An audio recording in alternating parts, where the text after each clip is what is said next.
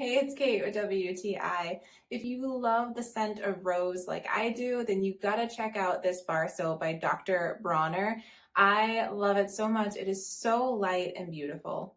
I think Dr. Bronner's bar soap is just the perfect size for a bar of soap. It's nice and substantial and solid, and truly a little goes a long way. It's not the kind of bar soap that's going to disintegrate like super fast. You are able to get a lot of use out of this, and I find that this soap lathers so well with such little soap. It just takes a little bit, and then you're able to get this really nice lather.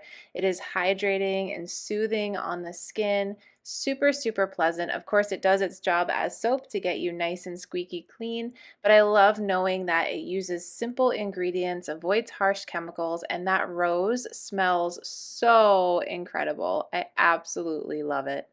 I really appreciate this soap because it keeps things natural and simple and it has that beautiful, beautiful light rose scent.